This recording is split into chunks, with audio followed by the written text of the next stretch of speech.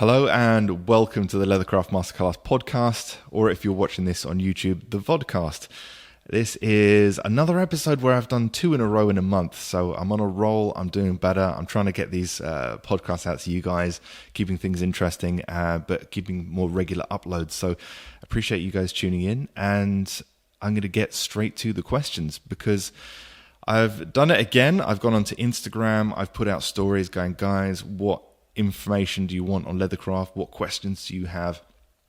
And kind of not disregarding questions that we've already done in the past, but kind of taking up questions that are a little bit new. Maybe I've got some fresh ideas on and rolling with it in that sense. So we have 1, 2, 3, 4, 5, 6, 7, 8 questions all around Leathercraft and different aspects of it. And I'll just quickly reel them off for you. If you had to start from scratch today, knowing what you know now, what would you change? What do you see the future of Leathercraft in 5 or 10 years? What's the best way to fit Leathercraft around my life, kids, work commitments, etc.? Name 3 leather courses that you'd never film, with a special request to make it funny. What do you think buyers of leather goods notice most and least in our work? Good one. What's one Leathercraft rule that you completely ignored or changed because you felt it was wrong? What's the most overrated Leathercraft tool, technique, or trend right now? And share a technique or tool that dramatically improved the quality of your work. Okay, so those are our 8 questions. So let's just dive right in and start with the first one. So if you had to start from scratch today, knowing what you know now, what would you have changed? Now, interesting enough, not last month. Last month was a blog on how to wrap a skiving knife. So if you're interested in doing that, it's like a free little tutorial for you guys. But the month before that, I wrote a blog, and I've got it up on here. Leatherworking mistakes I made as a beginner so that you don't have to. There is a summary at the top of the page, and I'll just go through that. If you want to skip this and go and read the blog at your own leisure, then feel free, obviously. But the quick summary says, number 1, tannery secrets, talk to leather suppliers and get insider info. One thing that I would do is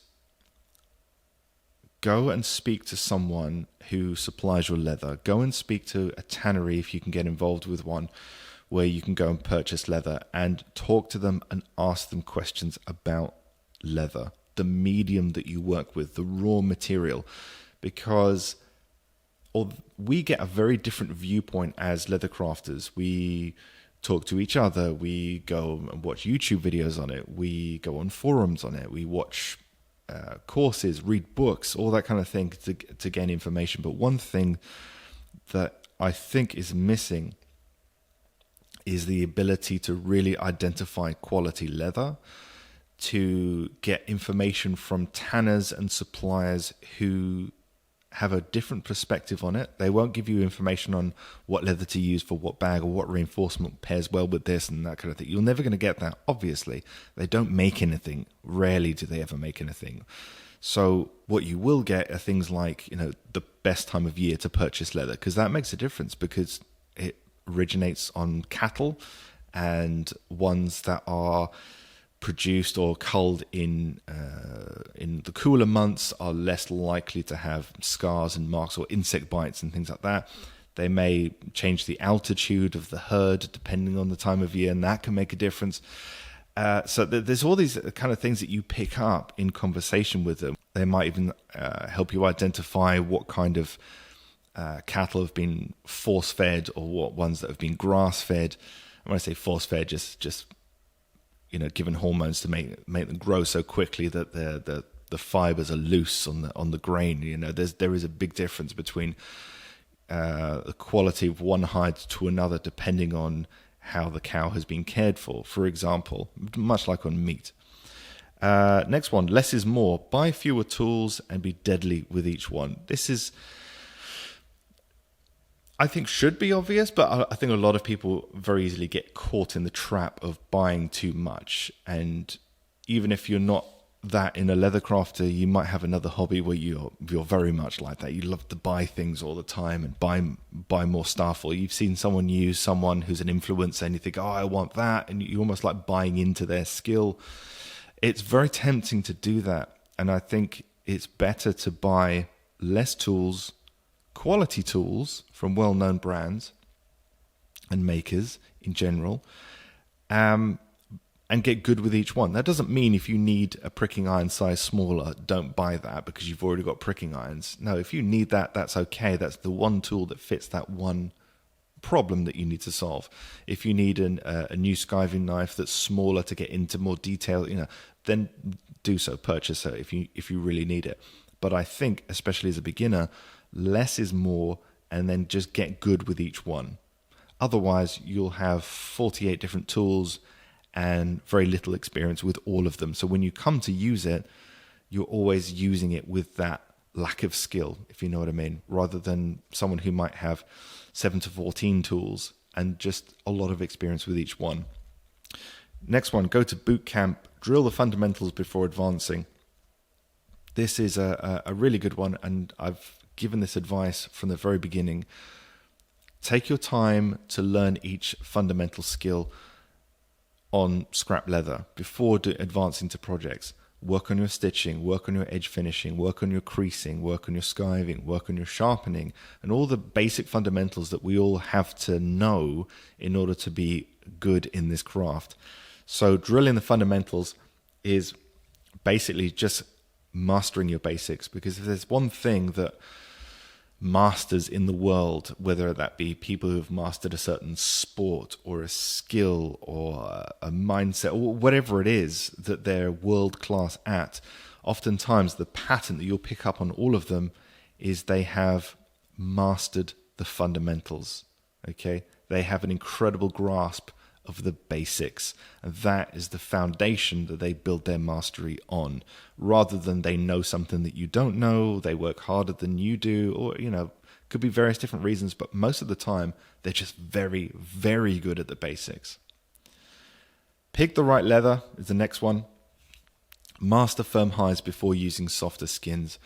This, I think, is a good one because a lot of people will go, okay, I'm going to buy some cheap leather so that I can learn how to stitch. And they go to, I don't know, some kind of craft store, and they buy this pack of what was probably torn up couch leather into pieces, and they start stitching it, and it's terrible. There's no angles on them. It's all puckering up and condensing as they're stitching.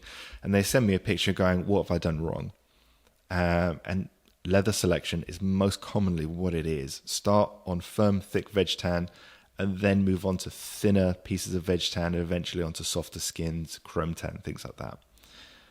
Track your progress is the last one, and this is a really good one for people who tend to always look forward, as in, I like this particular leather worker, I want to be just like them with this particular brand, I want my finishing to be like that. And 6 months or a year goes by into their journey, and all they can see is the void between them and where they want to be, like a chasm that they can't get across. But what they're not looking at is a much bigger distance, which is where they are now compared to where they started. Okay, it's very difficult to see how far you've come and track your progress if you're not tracking it at all. And that means keeping your mistakes, keeping the things that you make first of all, your first wallet, your first card holder, your first key ring, or whatever it is, or taking pictures or making notes, or whatever it is that you need to do in order to track your progress, so that you can see at a glance, looking back over the year, how much more skill and advancement that you have now compared to where you were, and you can really see that distance that you're covering. Okay, next question. What do you see for the future of leatherwork in 5 or 10 years? Interesting question. It's very difficult to predict, but I would say with the advancements in tech and especially AI, we're all getting a little bit kind of not overwhelmed with it, but a little saturated with it, because we're becoming more and more and more reliant on tech to do certain tasks and jobs in our life, that we're almost like, unless you're doing something with your hands, it can feel like you're almost not in control anymore. There's so much that tech and AI can do for us. It's very difficult to feel like you've accomplished something. I think some of you might be picking up on where I'm going with this and go, yeah, I completely understand. it's like the blog that I was just talking about of my personal experiences, what I would do if I was to start again in Leathercraft. When I went to write that blog, like all the other blogs, the platform that I use, immediately pop-up comes up. Hi, this is blah, blah, blah, bot. I can write this blog for you. Just give me an idea and I'll run with it. And it's like, what? And another pop-up comes up. Yeah, click this button and we can... And it's like, no, this is my experience. How would you know my experience? How would you know what I'm going to say or what I want to convey to my audience? You know, there are times and places for AI and that kind of tech, but I think everything's very much trying to encourage us to rely on the tech more. My prediction is, as tech increases and we become more reliant on it, there's going to be a lot of pushback in the world to get more hands-on. I think more people are going to get involved in gardening and growing their own vegetables, in leathercraft, in woodworking, in human connection or mindfulness. I think there is going to be more of a push into that. So I think in the next 5 or 10 years, there's going to be more people involved in it than have ever been involved in leathercraft before. So that's my prediction. Could be right, could be wrong. We'll only know in 5 to 10 years. Next question, what's the best way to fit leathercraft around my life? Kids, work commitments, etc. Help! ! Right. Now I have touched upon this, I think, in a very distant podcast or video Q&A session that I've done. But I will say this. If you are spending time scrolling on TikTok, if you are watching back-to-back episodes and binging your favorite programs on your TV or whatever, you know that you have spare time. If leathercraft makes you happy and gives you fulfillment, that's something you should prioritize over, you know, the fast food of mental mush that you're getting from your phone, from your TV or whatever.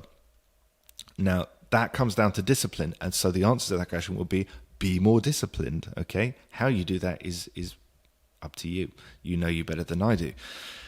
However, if you are up first thing in the morning, maybe you're prioritizing your health to go for a run, then you come home and you're making breakfast for the kids and you take kids to school, then you go to work and you pick them up again and take them home, preparing dinner, doing all this, and then by the time you got the kids to bed, you're exhausted.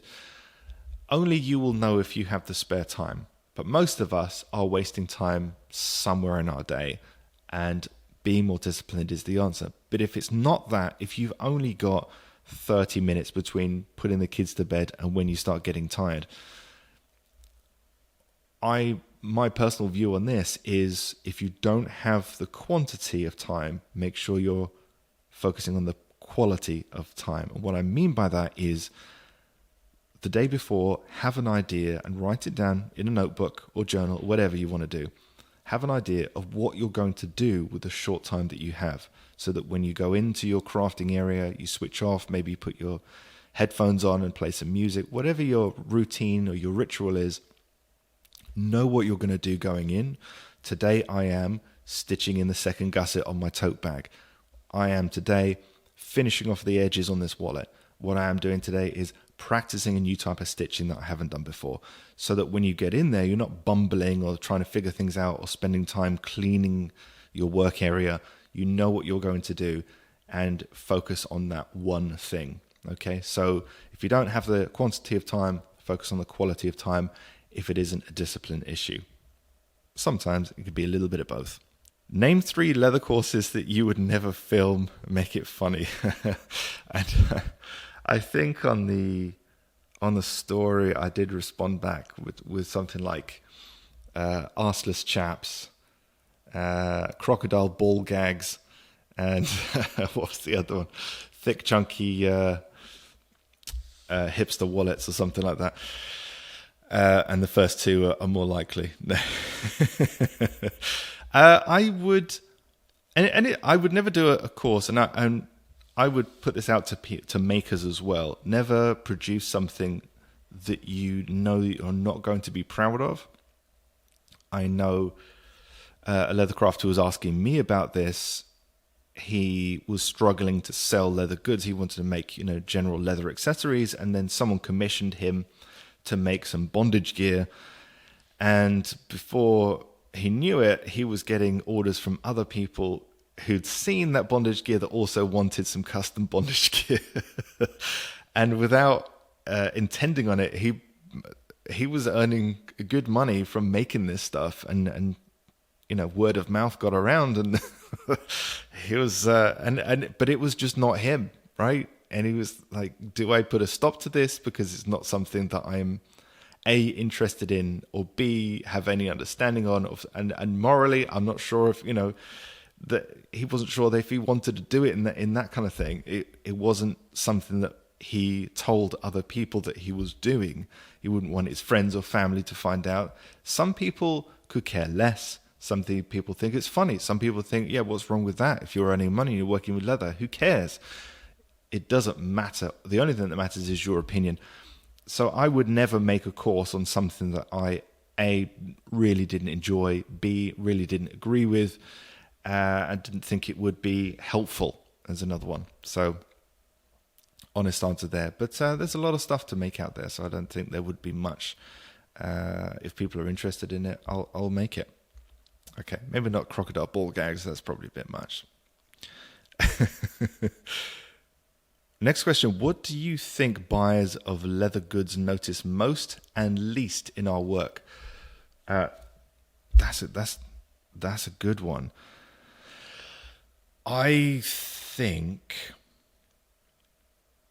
the things that they notice most are going to be overall quality. Overall quality. Some people will be more sensitive to quality and build and design than other people, but I think in general people are going to be able to pick up your work and go, oh yeah, this is something special. Okay, if it is special compared to something cheap from a supermarket, supermarket handbag kind of thing. Quality, overall quality.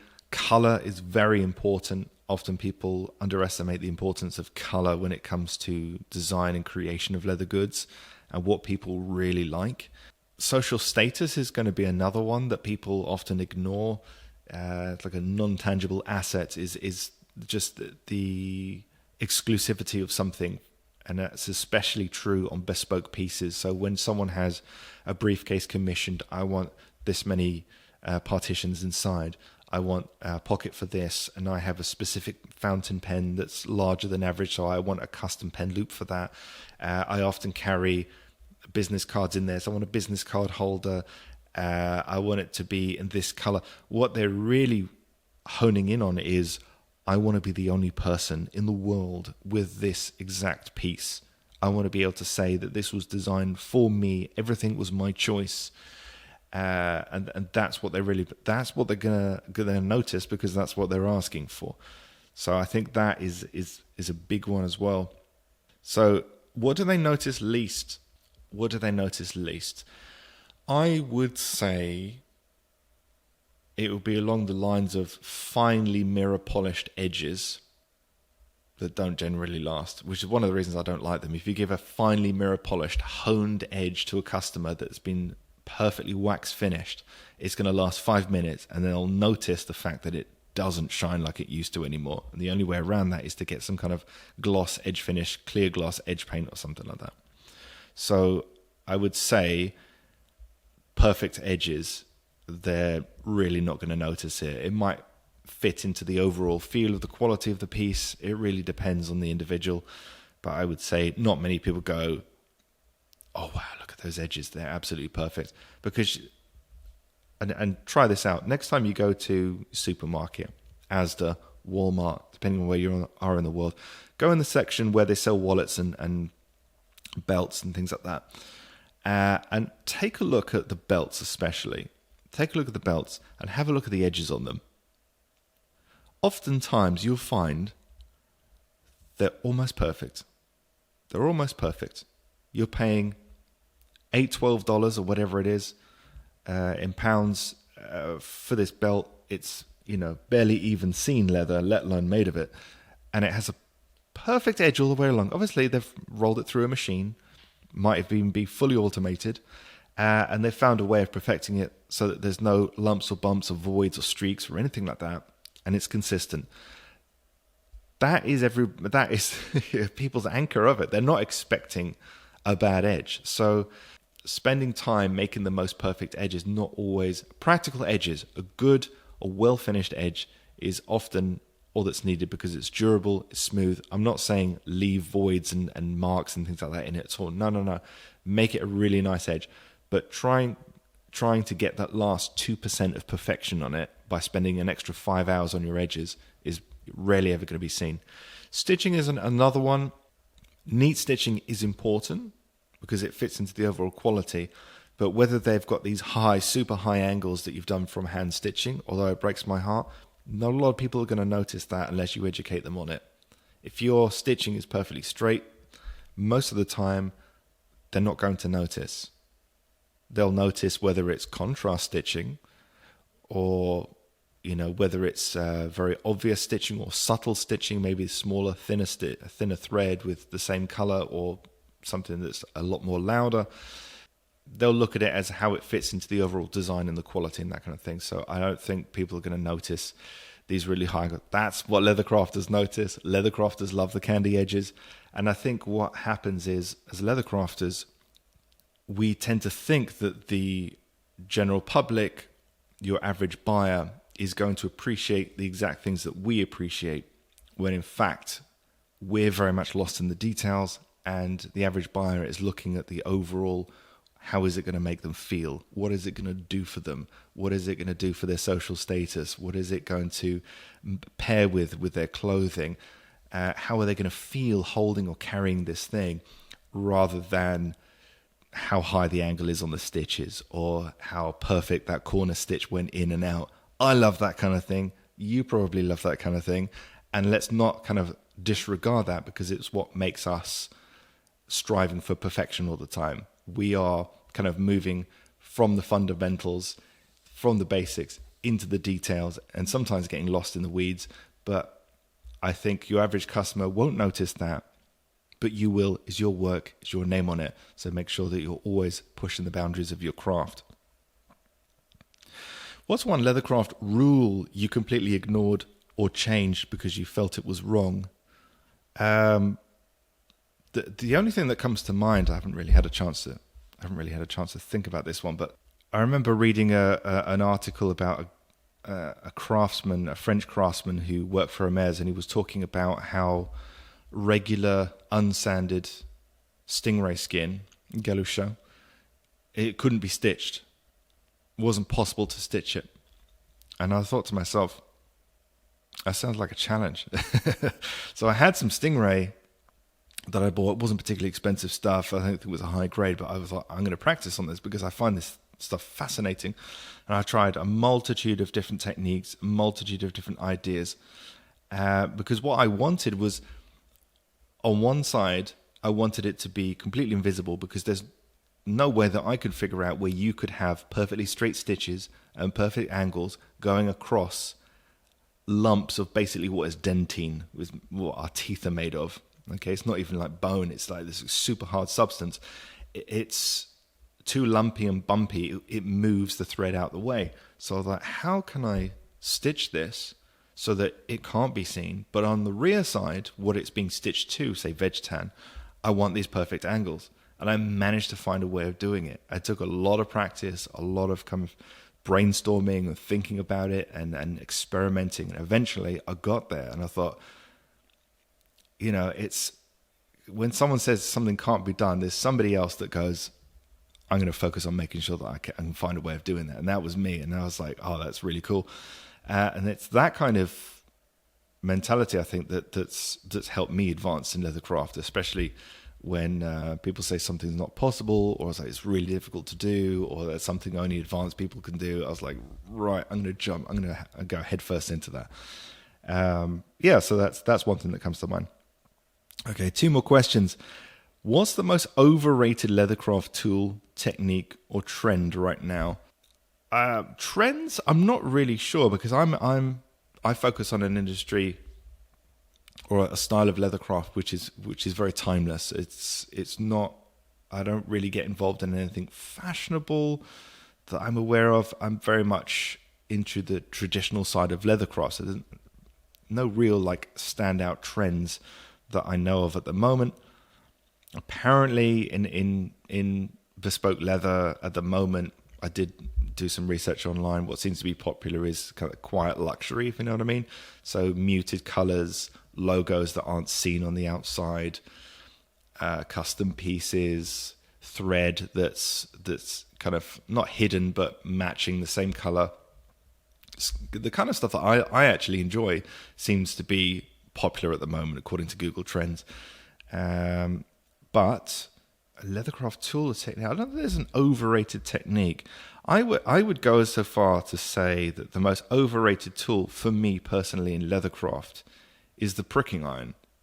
And I know a lot of people spend a lot of money on pricking irons and buying different ones and trying to locate the best one and debating which is better, this one or that. It's literally, for me, all it has to do is make an even mark and give me the angles that I can follow with my awl. And even when I'm not using an awl, I think if we were to get the top 10 most popular pricking irons, including ones that you can get on AliExpress or eBay or something like that, prick mark loads of different types of leather, stitch them all in properly, and then put it out there on Instagram or YouTube and go, guys, you tell me which is the most expensive pricking iron, which is the most high-end one.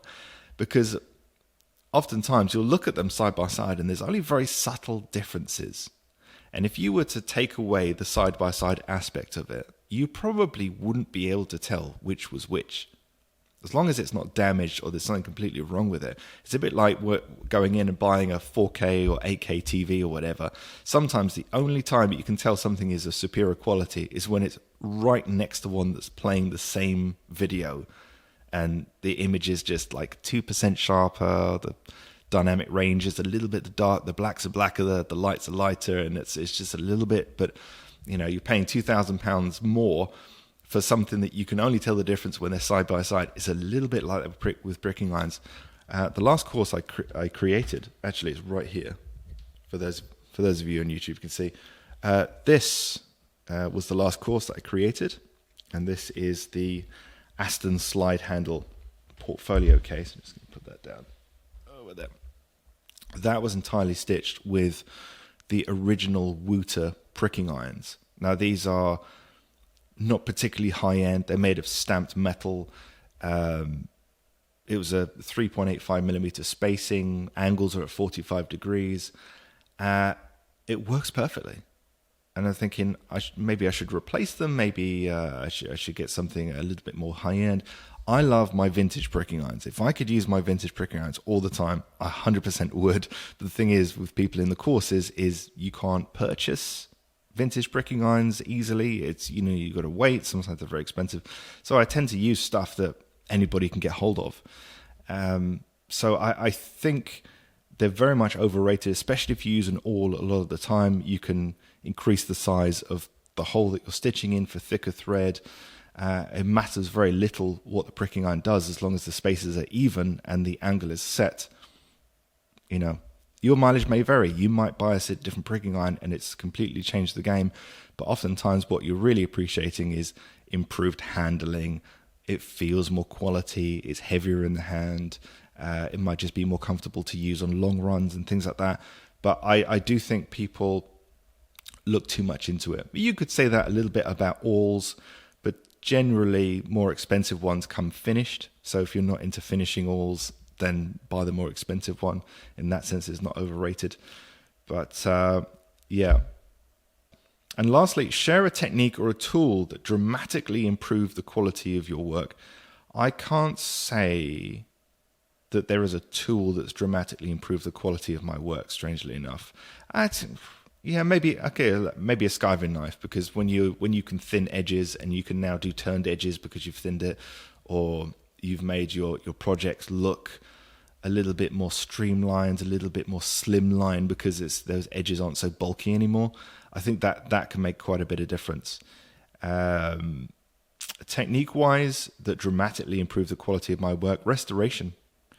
Restoration is the first thing that comes to my mind. It's probably the most obvious, is being able to restore leather goods allows you to break them down and take them apart in order to restore, so you get to see how they're made. You get a behind the scenes kind of information of what the craftsman did to create this, what materials they used on the inside. And I think that probably improved the quality of my work more than anything else, outside of just practicing the fundamentals, really, which is an obvious one. So there you go, guys. There's answers for the 8 questions that people had. Some of the questions I've kind of tackled in the past, so don't forget there's a lot of previous podcasts for you to watch, and there's also lots of Q&A sessions on my YouTube channel that you can tap into. There's tons of information. It's well worth your time, because I'm always giving away information that's free, it's practical, and I really think it helps a lot of people. So if you're watching this on YouTube, don't forget to give me a like. Appreciate it. And for those of you who are brand new to Leathercraft, and even if you're not brand new to Leathercraft, if you want to learn how to stitch or go over the fundamentals of stitching again, something we've talked about, don't forget leathercraftmasterclass.com. There's a pop-up, enter your email address, and I will send you a free video with different camera angles and explanations on how to saddle stitch leather. Guys, it's been fantastic talking to you again, and I will see you again, or you'll hear from me again next month. Take care.